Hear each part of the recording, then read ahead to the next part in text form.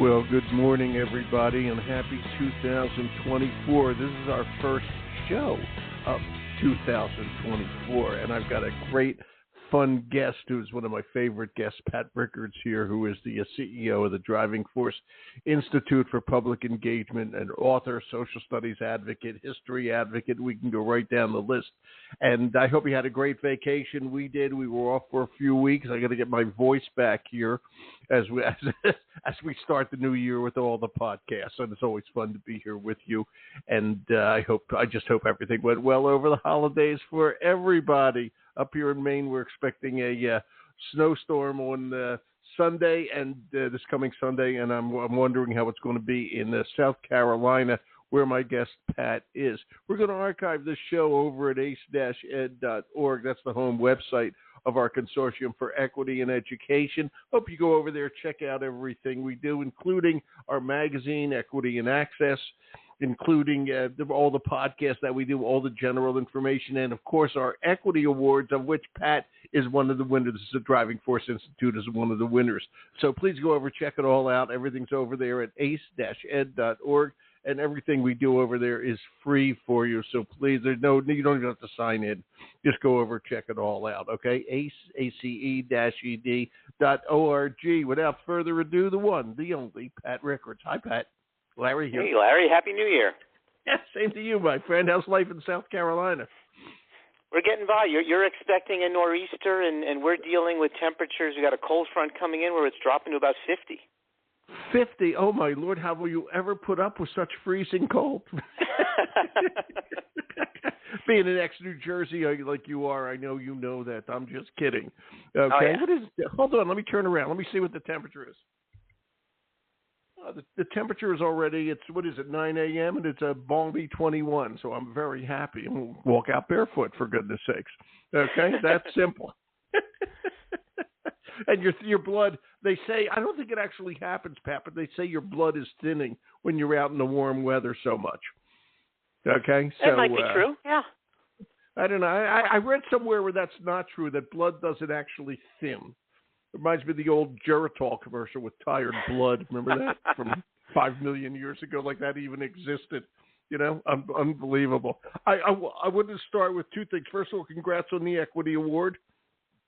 Thank you. I appreciate it. Appreciate all that your organization does in recognizing the work that's being done in the education space around equity. I think these are important discussions, and it helps demonstrate that the way some people may view equity and its importance is not quite in line with what's happening in the field. That's exactly right. I mean, I'm always reminded of down in, I think it's Arkansas, where Governor Huckabee Sanders is, she the first thing she did was make sure that schools don't teach critical race theory, which no school was teaching because nobody even knows what the hell it is, okay? And she made sure she eliminated that. Would be like another law saying that you can't bring your dinosaur to school.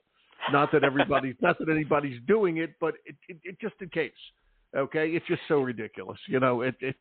We got to do this. The second thing, and I have to tell you this. I don't want to tell everybody this. I have it highlighted on the website.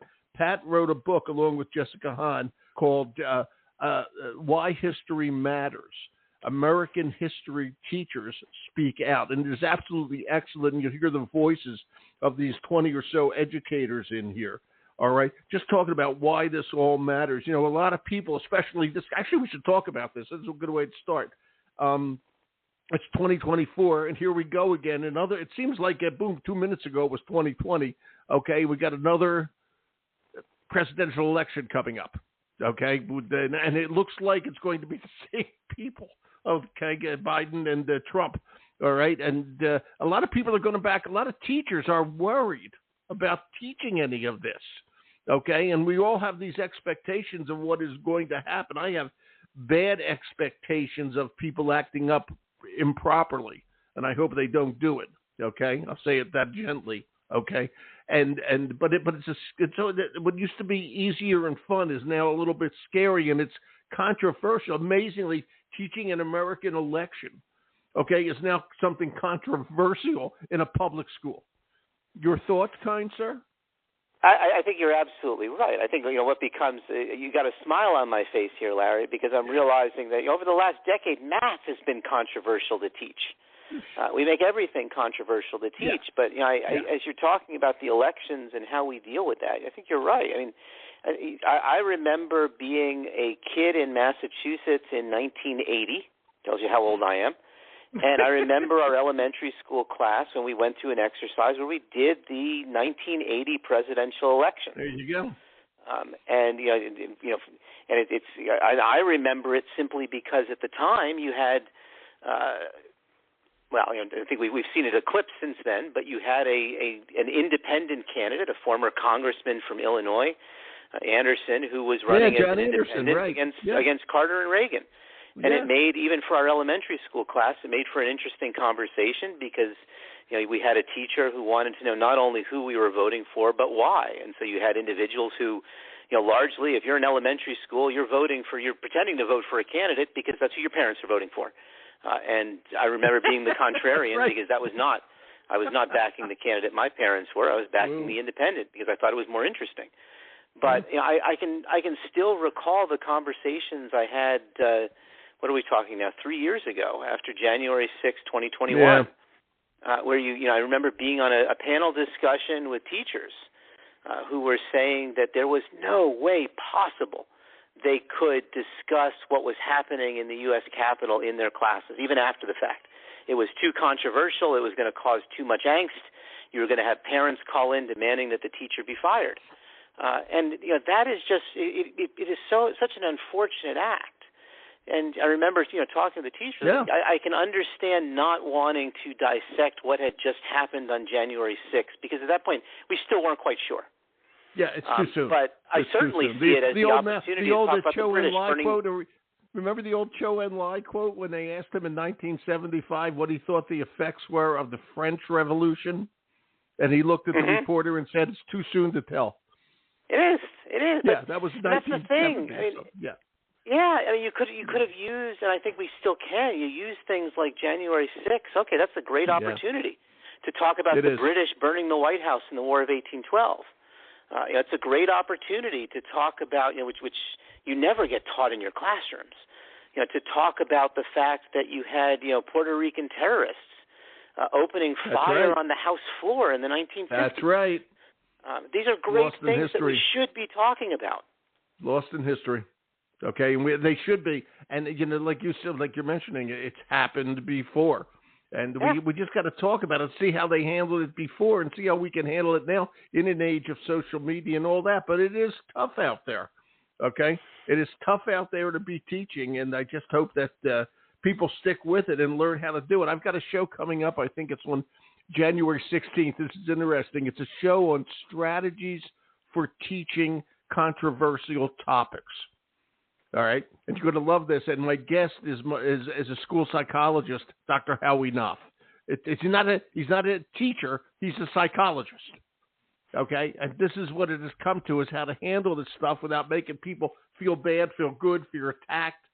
Whatever. We're not creating controversy in your class and arguments and vehemence and all that sort of thing. Just amazing. A psychologist. Okay, I'm glad you're doing it. I think it's necessary. Because I think we should never be in a place where we are afraid to teach. Yeah, and unfortunately, a lot of people are afraid to teach these subjects. Okay, it's just scary. And welcome to 2024, everybody. Yeah, it's going to start pretty darn soon. I got to tell you. I want to talk about a couple other things you do at the driving. Actually, I should ask that. Just tell everybody what the Driving Force Institute for Public Engagement is. Just tell them that. Sure. Well, the Driving Force Institute is a national nonprofit that's committed to improving the teaching and learning of American history. And we started this off by focusing on short-form films. How can you tell these moments, the untold moments of history, in 2.5 minutes? The people, the places, the artifacts, the events that are often not talked about in the classroom, but are so important to how we teach and how young people develop, how they become critical thinkers. Yeah. And so, at this moment, we are one of the largest producers of American history films in the world. And, we produced more than 500 titles. Working with partners. People don't necessarily know about us. They know about our partners. We work with the Smithsonian. We work with American Battlefield Trust. We work with New York Historical Society. We work with iCivics. We now work with the International Spy Museum and the Bill of Rights Institute. I didn't know you knew Louise. I didn't know you worked with iCivics per se. Yeah. We do. Yeah, Louise is great. It's just it's one of those things that I'm absolutely fascinated. Hopefully, you're going to be doing segments soon on how we can understand Generation Alpha and how we can effectively teach them. You're talking about truly digital students. And for us, it came down to realizing. Pat, I have to admit something. I never heard that phrase, Generation Alpha. I never heard it. I live in Maine. It's the new one. Those who are sort of 12 to 16. Yeah, people who are 12 to 16 now are Generation Alpha. They are, and it becomes important. It's one thing we talk about digital natives. We talk about those who are shaped by different things. This is a generation already that's shaped by COVID. This is a generation that is spending, even as 12, 14, 16-year-olds, they spend more than 2 hours a day watching videos off of their phones, watching YouTube videos, watching TikToks. And so why wouldn't you teach them in a way that they feel comfortable? Why are you going to force them to use a textbook that you and I probably had? I'm laughing because I think I've told you this before, but when I got to, I think it was junior high, they gave me a textbook and the first name in it was my father. Put some sign up here. When he was 12 years old or something. Okay, and it's just that's no way to run an airline, as they used to say. We just can't do it that way anymore. It's unbelievable. So, what are you suggesting for Generation Alpha? This is cool. This is where the next book is. It is. It's really. This is why Driving Force does what it does. Is because we've had this fight. I know you've talked to educators for years now, where we talk about what do you do with technology in the classroom? Are we supposed to have kids check their phones in? We've got companies that sell these neat little cases and neat little bags and all sorts of things so kids aren't using their phones in school.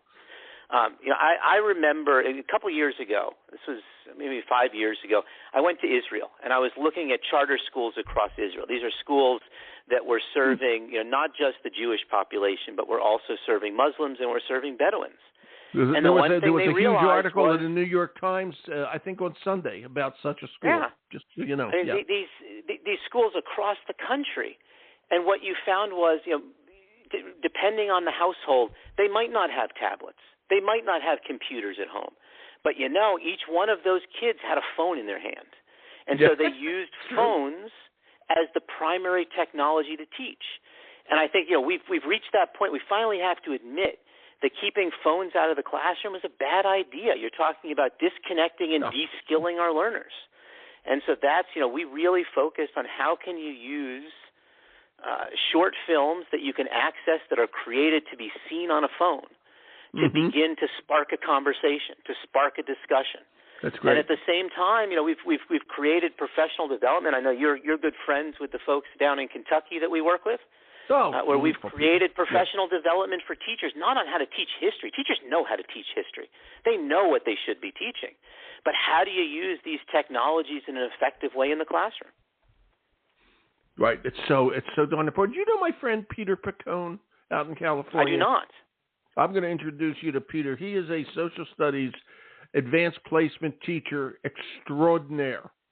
I think he's in San Marino. I'll get you. I'm going to connect you guys today. Okay? Wonderful. I appreciate it. You will really like him. And he also, by the way, I've done some shows with Peter. He already understands AI and is using it in his social studies class. All right? And he's a little bit ahead of the curve, I always feel. Okay, and I'm going to introduce you guys just so you know each other. I think it's really important that you guys meet and talk and all that sort of thing. What is it? You sent me this, and I don't know what it is. What's the Essentials project you're doing? Sure. Well, I think, as I said, we've spent the last 4 years creating these 400 short films on the Untolds. Really, and so much of that was essential for engaging today's learners. How do you tell American history through a lens other than the dead white male landowners that we so often teach? And so that's what we had focused on, and you can see that across our content. Essentials is now the next phase of our work. I think, Larry, as you know, we are approaching the 250th anniversary of this country. Yes, and I do know that. What we want to do is we're going to use the same model that we use for Untold. Is we've decided we're creating 500 new films on the essentials of American history. Those stories that are even in the textbooks that you and your father shared. How do we tell all of these stories? How do we make it interesting? How do we make it relevant to today's students? A story like we're what? Fortunate What story? to partner Give me with an example of a story. Give me an example of an essential story. And I don't think it's George Washington chopped down the cherry tree. I don't think it's not. But there are Yeah. essential stories within George Washington himself. I mean, you look at the crossing, of the river at Trenton.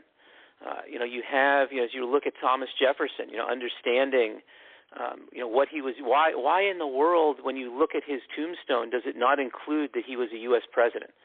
Why instead are we talking about his religious liberties? Why are we talking about the Declaration of Independence and those sorts of things? I think even looking at the basic battles, what is the significance of the Battle of Bull Run? Those sorts of things become essentials. They're items you have to know not only to know your history, but they're important pieces to understand what it means to be an American. And so we are very fortunate that we are partnering with the Colonial Williamsburg Foundation.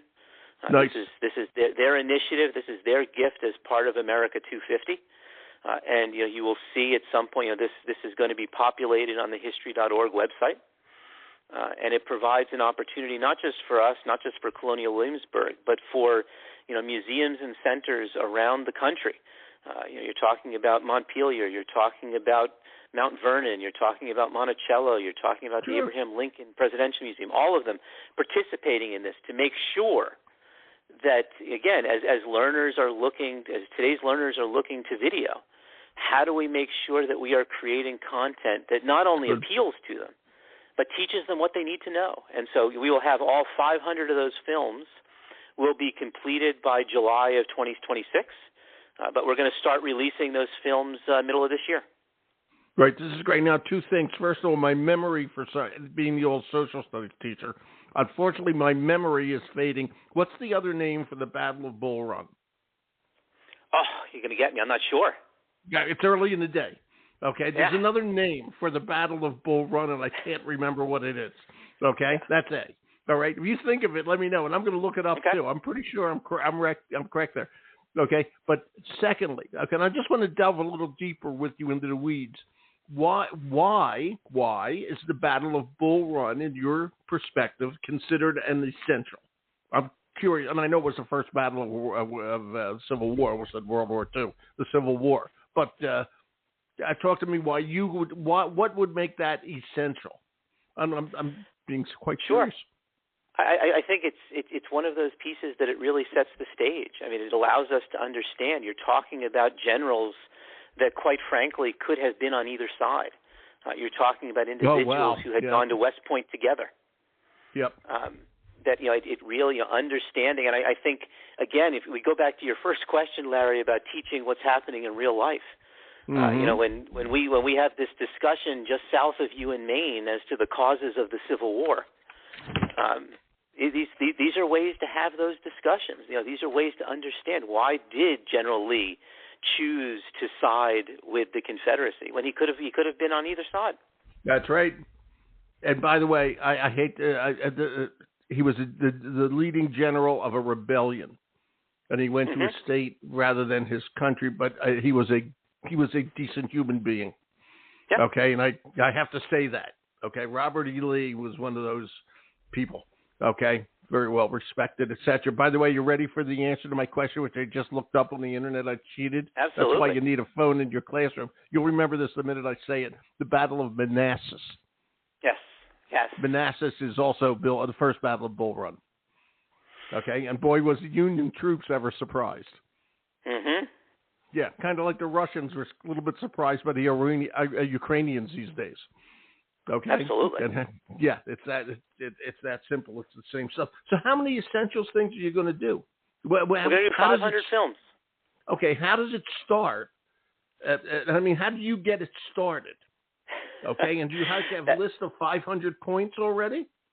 Oh, we have lists of thousands of topics already. Okay. And that's what it does. You sit down and you go through. You look at it by time period.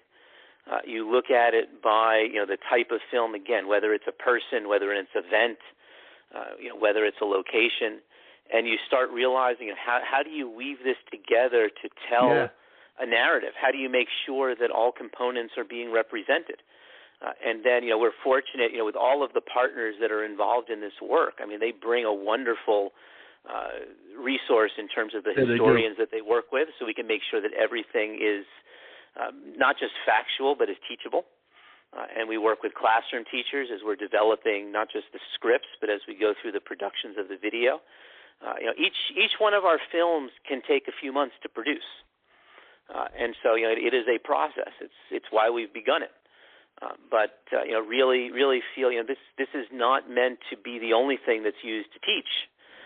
But what we've learned over the last few years is you take a film or three and you use that at the beginning of a class or at the beginning of a unit, and it can spark some incredible discussions. And so that is what we are seeking to do. It's a gift that we believe this nation deserves, and we're looking forward to providing it. Wow.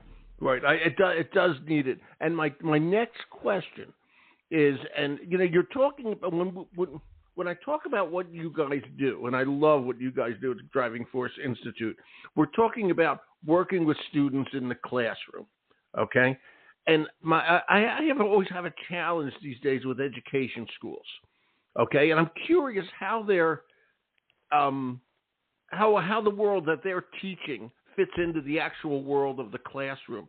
To me, the social studies professors who are teaching people to teach social studies, okay, and history, have to, if I'm right here, have to change the way they're telling people to teach it, okay? And there was always an emphasis when I was in school, which is about 40 million years ago, okay?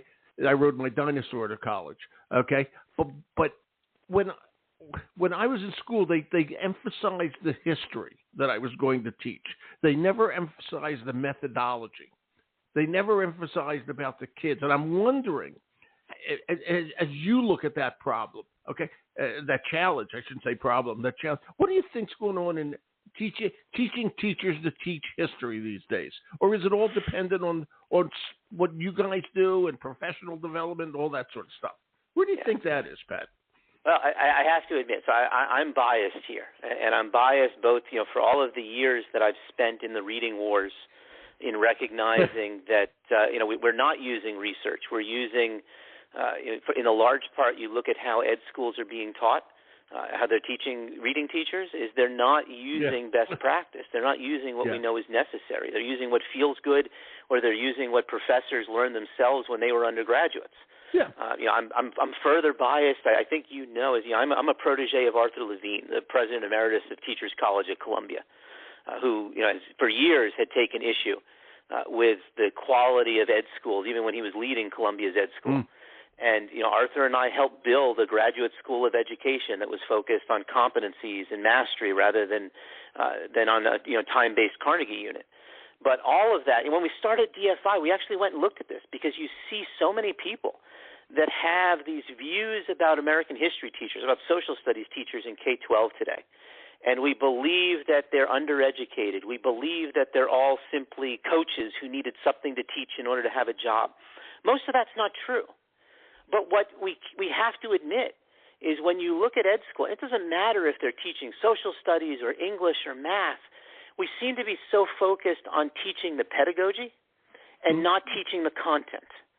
We assume that the content is coming. You're talking about your experience as you became a social studies teacher. Right. Odds are you spent the majority of your time learning from history professors.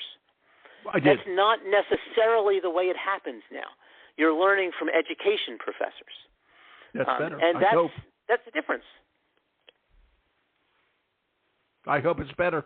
Okay. I think it can be. It has to be. It has to be because you said it at the beginning. Why are we teaching kids? Don't bring your phone into school. But the phone is the way they learn about the world. Yeah. Okay, they're tied to their phone. So why would they do that? In other words, it's a student engagement, classroom management situation. If we can make that more exciting, more engaging, if I may. Not that teachers aren't trying to do that every day. Please don't misunderstand. But that's what has to be taught to these young people who are just going into teaching, because they will leave teaching because they can't manage their classrooms. That's why they will leave teaching, not because they don't like history or math or science. Okay? They'll leave because they can't manage their classrooms. And I think it has to change so that they understand, A, the content, but B, how to teach it effectively. Your thoughts? I think you're absolutely right, Larry. Yeah. Thank you. I think it's one of those, we still believe that those teachers who are truly passionate or truly effective are the ones who have to jump on top of desks or show up in powdered wigs to teach the Constitution. That's not what we're saying. But I think you have to realize, and I think the question becomes, and it's why we do the work that we're doing, is the focus on the teacher or is the focus on the learner? Yeah. And we create our films to focus on the learner, but we do so in a way to empower the educator, give them the content they need. And I've never lost. I remember years ago, Linda Darling Hammond is a good friend, and we've collaborated on a number of things. And I remember talking very to her well known, after very well her, respected, excellent person. Yeah. After this was the book that she published in 2008, 2009 about the world, the belief that we all think the world is still flat. And I remember talking to her about technology, because this was back when we were still struggling, whether the one-to-one computing had sort of puttered out, and what were we supposed to do? And she made it very clear to me that we were asking the wrong question. The question is not how do you teach through technology. The question is how do you use technology as an effective tool in your toolbox? Yeah. And I believe the same thing about film and video. This is a tool in the teacher's toolbox. It's why we created the Untold series in the first place. For that teacher who's teaching somewhere and the student says, "Look, I think history is stupid. This is completely irrelevant to my life. Again, you're teaching me about all these dead male white landowners. Yeah. You're not teaching about people who look like me who come from my backgrounds. Yeah. And you might not even be able to find that in your textbooks. You might be able to send a student to a library, but many of those libraries still have card catalogs. But I can give you a 2.5-minute film on why that same topic is relevant. Yeah. And, this is not just something that I believe. I mean, this is the same practice. My son is a senior in high school. And as he was going through his American history class last year and was having these same issues, couldn't see the relevance, couldn't see the importance of what they were teaching. I started bringing in our own videos. I started storytelling. And that all of a sudden, his question to me is, why don't they teach me this way? That's right. And that's all we're trying to do. We're trying to empower teachers so they have these sorts of resources for kids like my son. They can teach them that way. And the fact that your son's in high school, I've known you a long time, buddy. Okay? I remember him being much younger. Oh, yeah. Well, obviously, but it just struck me when you said that. Okay? It's just unbelievable. We have got to make for everybody. And the other thing, which, of course, is critical thinking. Okay? You take, and your good example, I'll use it, was the Battle of Bull Run. You start to delve into that and rip away the layers of the onion. Yeah, it was a battle, lasted 2 days. The Union basically ran away, back to Washington. Okay? Yep. But, that's the story right there, first battle. Okay, the unexpected excellence by the Confederate Army. Okay? But there's more to it than that. Okay? All these questions come up from it. And it's the same thing with today's politics and civics and all that. You don't take that first service. You just peel away the onion. And all of a sudden you'll start to have people thinking about what they're saying. And this is what you guys do and do so well. Thank you for being here, my friend, Pat Riccards. This is just great. Okay? It's just great. I appreciate it. I will say that one thing that becomes important when you're talking about civics. We always say, are you teaching civics or are you teaching history? And they're both necessary. You got to think about it like, as you're teaching medicine. If you want somebody to be a strong civic voice, they need to know history. You want somebody to be a good doctor, they need to learn biology. That's right. Your point? I think what we're seeing in places is we're seeing individuals that are trying to replace the teaching of history with the teaching of civics. I see. And then you see, and then it gets even more confusing where you see those who are trying to teach the teaching of civics and are trying to replace civic education with civic activism. All of these pieces fit together. But we have to understand, we have to appreciate. There's a reason why I can teach American history using Untold in Florida, and I can also teach it in Massachusetts. Because what we're doing is, like you said, we're talking about critical thinking skills. Yeah. And we keep giving it different names.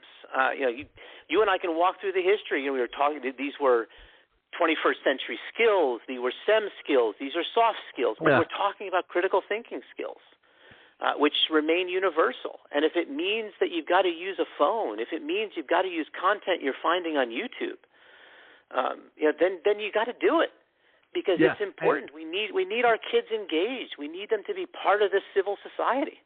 Well, let me make the simple point. I'll make it here. Teaching, if your doctor said to you, you've got a bad cut, I'm going to go get the leeches to suck out the blood, okay? You wouldn't go back to that doctor, okay? No. And so it's the same thing with, if I may, educators. The times I think Bob Dylan said this even before I did, the times they are changing, okay? And so are the kids in them. It's that simple. And, your point there, we have to teach. The kids have to take their own perspective, but you have to see it in context. In context. I just have to bring this up. I saw the new movie, Napoleon. Have you seen that yet? Mm-hmm. I did, yes. Okay. I didn't like it, okay? And I'm kind of a movie buff, but the reason I didn't like it, I guess because I know history, I felt that they didn't put the movie into any context. It was just Napoleon racing through Europe, and as far as I could tell, for no reason. Now, I know, of course, there was a reason because I know history. But if you're just watching it, okay, and I said to my wife afterwards, I said, if they made a movie about a guy who conquers Europe and falls in love with a woman and at the end marries her and all that sort of stuff, that's basically this movie. And she agreed. And I said, yeah, the movie is called Hitler. Okay, because it needs context. Why were the British? Why did he want to conquer why did he want to do all this stuff he did? What's Egypt? I know he went to Egypt, but what's this got to do with it? Mm-hmm. Okay, and I felt the movie, and this is to what we were saying a minute ago, lacked context. Yeah. Okay. I think you're absolutely right, and and that becomes one of those. I mean, you use part of that, and I realize we don't want to necessarily be teaching Hitler 101 in classes today. But even the Napoleon movie can be used to describe the Northern Front and the fact that we never learned from Napoleon. Exactly, and he did get cold there. But there were 200,000 people or something they lost. Mm-hmm. Unbelievable. Pat, we got to go. You're the best. I got to tell you, we'll do more together. I appreciate it, Larry. Happy New Year. All right. We will be in touch, and I'm going to introduce you to Pat Picone in a few minutes, okay? I appreciate it. Thank you, sir. Peter Picone. Excuse me, too many P's. Patrick, Peter Picone. Okay. I'm going to introduce Pat Riccards to Peter Picone. You'll like him. Okay? Thanks, sir. Thank you. Bye-bye. Okay, everybody. Driving Force Institute. It's drivingforceinstitute.org. There you go. Or untoldhistory.org. Patrick is great. His book, I got it highlighted, Why History Matters, and on and on and on. Check it all out. Well, here we are, 2024. My name's Larry Jacobs. Thanks for listening, and have a great day.